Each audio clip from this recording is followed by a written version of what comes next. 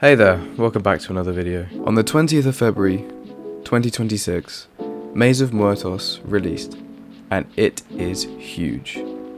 We finally got new support for archetypes such as Pumpkin, Dark Magician, Mechanicos, Heroes, Adamantipator, and so much more. So in this video, I'm going to go through all the new archetypes, break them down, and explain how they will impact the TCG forthcoming. So sit back, relax, and enjoy.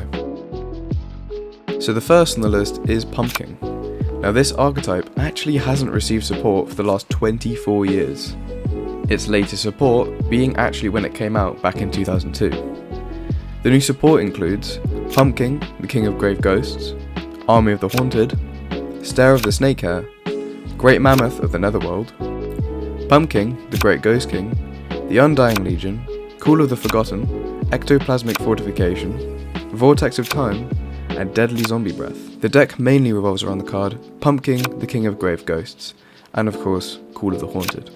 This allows you to set up multiple Call of the Haunteds in order to trigger your own effects off your own cards. For example, Pumpkin, the Great Ghost King, giving your cards protection over your opponent's card effects. We've actually been seeing a lot of competitive play that utilises the protection that these combos give you to shield separate combos such as the Canine Engine and Draco Tail Engine, the two decks that are easily dominating the meta right now. Another very powerful card in this deck is the Great Mammoth of the Netherworld. Its ability being that if you summon this card while you control another zombie, or copy of Call of the Haunted, you can destroy one card your opponent controls. This can be exceptionally powerful when going second, as you can destroy any possible negates or traps your opponent creates. Or, you can use this to bait your opponent into popping an ability, then change your combo entirely, allowing you to utilise the Canine or Dracotail combo to set up your board. The main extender or combo card that this deck utilises is Pumpkin, King of Grave Ghosts, allowing you to set one Call of the Haunted from your deck directly and activate it on the same turn. This allows you to pop off into other extender cards, like Army of the Haunted, for an easy route into Pumpkin, the Great Ghost King. Similarly, the card Ectoplasmic Fortification allows you to search for extenders like Zombie Monster or Call of the Forgotten. And arguably, the most powerful card in this deck is Call of the Forgotten. And I can see why it could be limited in the future just because it's that powerful. Its effect reads, you can set up to 3 Call of the Haunteds from your deck and or graveyard, and if you do, until the end of your opponent's turn, you cannot special summon except zombie monsters or monsters from the graveyard. Once per turn, if you activate Call of the Haunted, you can target one monster your opponent controls and send it to the graveyard. You can only activate one Call of the Forgotten per turn. The ability to add 3 Call of the Haunted, especially in this deck, directly to your hand once per turn, is a crazy ability for going first or second regardless. Overall, I think we can expect some serious changes in the meta from this archetype. Not to mention, from what I can tell, the prices of these cards are pretty good compared to some other archetypes. So it's a good, relatively cheap alternative compared to the opposing meta. So it's a good alternative to other decks like Pure Canine Branded or Dracotail. However, I wouldn't necessarily go as far as to call this deck meta just yet. It hasn't really got the stopping power that is required from tier 1 decks, so I would comfortably place this at a rogue status, at least until we see some updates or major breakthroughs with the deck. But as far as this set goes, it is very good.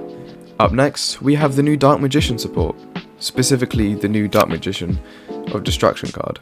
This card is a very interesting addition to the archetype so far. Considering how notorious the deck is for being borderline mediocre, it's nice to see that Konami still cares about the more popular, memorable cards over just what's currently meta. As far as this new card goes, it's not the greatest card of all time, but still adds a lot of variety to the deck. The card reads, must be either fusion summoned or special summoned from your extra deck. During the turn, a spell card is activated. By banishing one level 6 or higher Dark Spellcaster monster you control as material, you can only special summon Dark Magician of Destruction once per turn this way. This card's name becomes Dark Magician while on the field or in the graveyard. If this card is special summoned, you can add one Dark Magician or one card that mentions it from your deck to your hand. This is a really interesting effect, as the card basically allows you to summon it for free, or at least at the cost of one level 6 or higher Dark Spellcaster monster. I think this card has some serious potential when it comes to roguelike combos like Dark Dragoon and such. I also just wanted to say I really like the card art of this card. It's very reminiscent of the original Chaos Magician from the Duelist Kingdom era, and I think it's something I quite enjoy about the card. Another new card that has been introduced to the game is Mekanko Shinbu for the Mekanko archetype. It's very interesting. Its ability to set one Mekanko spell card from the deck at the cost of one Mekanko card to be sent from the graveyard can be very good to once again search starters like the Great Mekanko Ceremony, allowing you to kickstart combos that really benefit your end board significantly. It also helps to limit the consistency issues most decks of this sort naturally are prone to. I'm gonna be honest, if you couldn't tell, I don't know all too much about this archetype. In fact, it's fairly new as much as I can tell in terms of usage for and interest of the public eye. But nevertheless, I think we could see some seriously interesting combo ideas and definitely some high caliber competitive play from this deck. It will also be interesting to see where this archetype goes in the future. Maybe if Konami sees that it's a popular deck, they will give it some extra support, but who knows. And now for my particularly least favourite bit, Heroes. Arguably the deck that needs the least amount of support of all decks, considering they have had a multitude of support from the past sets, and I'm not really surprised at this point that they did receive new support. The new Masked Hero cards that we got were the following: Masked Hero Dustcrow, Masked Hero Furnace, Masked Hero Atomic, and Elemental Hero Thunder Giant Voltic Thunder. Now I won't go over all the cards because I don't really care, but I will go over the ones that have particularly interesting effects, and have effects that could change the dynamic of the archetype in general. Firstly, Masked Hero Dustcrow, one of the only normal effect monster variants of the Masked Hero category. This card has a particularly interesting effect where, if it's in your hand, you can banish one hero monster in your graveyard and summon it to the field. Additionally, if it's normal summoned or set, you can add one Masked Hero monster from your deck or graveyard to your hand, apart from another copy of itself. Now this effect is actually really good. It allows you to not only normal summon itself, but search for an extender immediately afterwards, and it's definitely a valuable card to have in your deck. Up next is Masked Hero Furnace. Now this card reads, you can reveal this card from your hand, add one Mask Change or Polymerization from your deck to your hand, then discard one card. You cannot special summon from the extra deck the turn you activate this effect, except hero monsters. If you special summon a non-fire hero fusion monster, you can special summon this card from your graveyard, or hand, but banish it when it leaves the field. You can only use each effect of Masked Hero Furnace once per turn. Now I think the ability to add a Polymerization from the deck to the hand, or what will more likely be used, a Mask Change, is very good in terms of creating an early board that will withstand your opponent's turn, summoning out cards like Masked Hero Darklaw. Last but not least, Voltic Thunder. This card is huge. Not only is it a floodgate, but also has contingency floats that allows for a stronger board presence when he dies, which is very good. It's also not an unreasonable card to summon, requiring only 2 hero monsters with different attributes. I also really appreciate Konami paying homage to the older GX cards by updating them with new effects. Even though they aren't technically the same card, the card art is the same. Also, with the new Maze of MUERTOS booster set, we're given 2 new Adamancipator cards, those cards being Adamancipator Seeker and Analyzer. I'll start with the more weighted card in the set between the two, that being Adamancipator Seeker. This card allows you to summon itself if you control another Adamancipator card.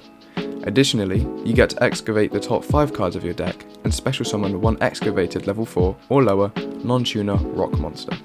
Again, this is great generically for searching for extenders and building your board over time, but it's also great for filtering out your deck for cards you don't necessarily need. I also really like the theme of this card and the archetype in general, which is that there's some kind of archaeologists digging for hidden treasures under the earth, and they lean further into that trope via the names, for example, Seeker, Researcher, Analyzer.